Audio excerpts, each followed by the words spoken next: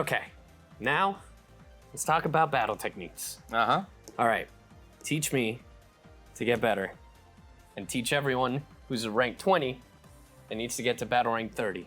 All right, okay. So I guess that's your first big objective right here. Somehow I managed to sneak my way into battle rank 30. Oh. But in case I drop. All right, okay. So one of the first things that you might want to start thinking about is the number of arts card that you have in your possession. Okay. So earlier, I told you how every player has their own deck of arts card. The content of the deck is actually influenced by the characters that you bring to battle. Really? Really?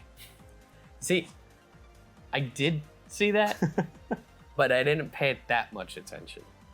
All right, okay, so we got a really nice slide right here to show you so that I can explain to you how things are done. Look here, the combination of cards above, the 3 strike cards, 3 blast cards, 1 quark card, and 1 special move card. Those are default. Right. Everybody has those. Right. You can't get less of those. But beyond that, on the bottom of the screen, you might see the character statuses lined up, the screen that you never look at. Look, I'm going to look at it now. Each character has 2 cards that they are in possession of, and those 2 cards are added to the deck. And in combat, the cards are randomly drawn from your deck, and every time you use an arts card, it's sent back to the deck. Okay. Simply put, if you have a lot more strike arts card in your deck, you have a higher chance of pulling it. Right. And vice versa. Also, there are certain characters who have the special move arts card in their hand. Actually, the special move arts card is only held by a Hercules right now. Well, now I definitely have to make a team of him. Actually, he's really unique right now in that sense too. You bring him out, you have 2 special move cards in your deck, so you have a higher chance of drawing that special move. And in fact, certain situations, you might just have simply 2 in your hand. Oh. But unless you do that, there's only one card available in your deck. So this is where you start strategizing. Okay. Another thing about the arts card is characters have attributes tied to their arts card. So to put it simply, obviously, if you're Goku and you use a strike cards, it's blunt damage. Right. It's normal strike attack. It's his fist. Whereas Trunks has his sword, so it's slice damage. It's actually a different element of sorts. Oh, okay. There's no strong or weak relationship in that sense. There are certain special moves and such that boost specific attack types. Oh, okay. That's really good to know. Like the recently released Zamasu's special attack. When you hit the enemy with it, they receive more slice attack damage. Oh. So things like that starts coming into play here. Yeah. And also there's another special quirk, I would say, that certain characters have. Arts card have abnormal conditions that can be applied to the enemy when hit. Right. So, like Demon King Piccolo or Dabra, they have special cards that might apply poison or paralysis. So this is just the poison, bleed, and paralysis. Those are just simple examples of normal conditions that we have. The effects are fairly simple. Poison and bleed, you take damage over time. You don't want to have that on your side. Right, because eventually it'll just accumulate and then you're going to go down faster. Yep.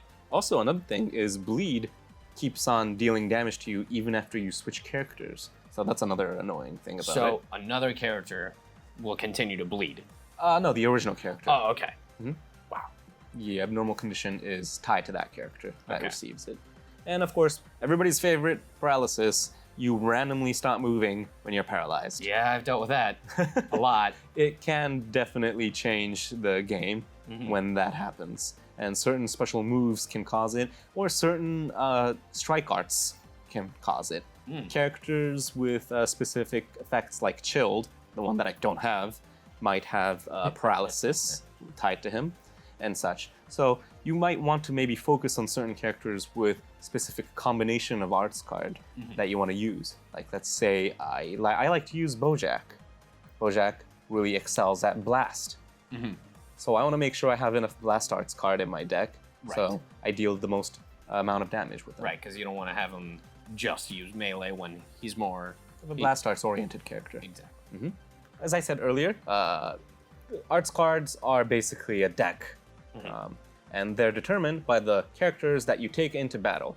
So you got to make sure you put that into consideration. And also, let me show you some of the examples that I was talking about on my screen. So, another thing that you should definitely actually look at in the game. I'm going to be really annoying with this. No, you're fine. I have Majin Buu available right here. Let's look at the Arts tab. So you can actually see the Arts cards and what they do when Majin Buu activates it. Right. And right here, if you look carefully, next to the Strike Impact, which I said earlier is the type of attack damage that he will deal, you can see a 3x3 grid that shows what kind of attack it is. Oh, okay. So in terms of strike, the character will go dash in and attack the person in the middle row. In terms of blast, it shoots a straight line. Right. Very simple. And most special attacks, like the Kamehameha, also looks just like this. Right. Except in Majin Buu's case, he has a special move. It's called the Flame Shower Breath, and he deals damage to 2 rows in front of him. I got you. Yeah, I actually dealt with this with Janemba and wondered, why did my attack miss? It's because they were farther away. Yes, exactly. When they're furthest away, when the enemy is not in range, this misses. Yeah. But if they are in range, or if they dodge, it will hit 100%. So, actually, let me show you some of that on the screen right here. So, the left side is my general strike and blast arts. Yeah. It's very simple. It's in one row. Doesn't matter how far the enemy is. In fact, in terms of strike, the only difference it makes is the amount of time the enemy has until he can react. The further you're away, the more time he has. Right. It's kind of obvious. Yeah. And in terms of attack range, it says Nappa's Giant Storm here. In my case, I showed Majin Buu. He also has a special that covers 2 rows in front of him. Right. It's the attack where he flicks his finger and causes that humongous storm of just maelstrom. Yep, where he destroys an entire city. Yeah. Very casually, too. Yeah, it's all good. So that kind of attack is very unique. Not many characters have it. And you also got to make sure you can tell who has it, or else in PvP, you might accidentally dodge it. Or you might just, use it. Yeah, just accidentally use it and not hit the enemy. Yeah. That's always just a waste, so... Now you know why Janemba didn't hit. Yeah. So, instead of dodging for an attack like Giant Storm, would someone, if they backed up, would they be able to dodge it instead? Actually, that's a very nice question. If you're in mid-range, if you swipe down and back away, you can dodge it. That is actually the best and the safest way to dodge it. But if you're in close range, you only have one choice. Right. Interrupt him.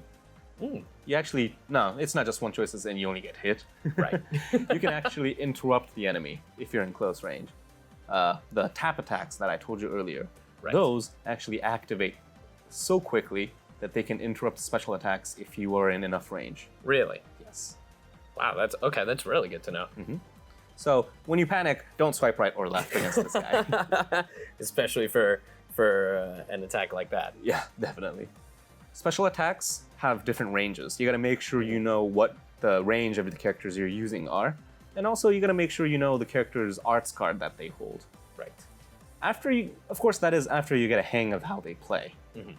So like I said earlier, 1 through 20, get a feel of who you like. Or what kind of party you feel comfortable playing as. So you know what your characters do.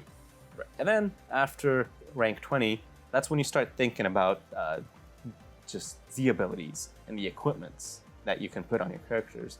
Try to aim for a high battle bonus ability and high battle power. Just in general, those numerical values are a sign, a hint of sorts. We don't want you to say, just because I have higher power level, I can beat you. Obviously, there's... That's totally how it works. Well, no, not necessarily.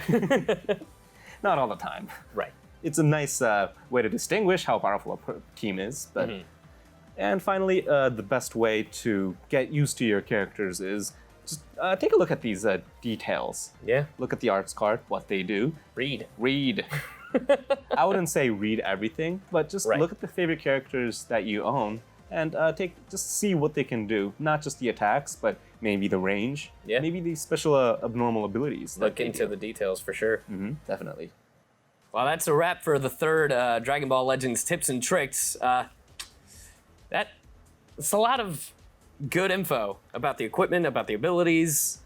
So Yeah, we couldn't cover that much in our in-app tutorial. So we wanted to make sure everybody got an idea of what those numbers mean and what they can do to make it better. yeah, for sure. But of course, we got a couple more. In fact, we're just at battle rank 30 in terms of where to aim at. So if you want to aim for higher, we got a lot more episodes after this. Good. Yeah. So I hope to see you guys next time. Yeah. Later.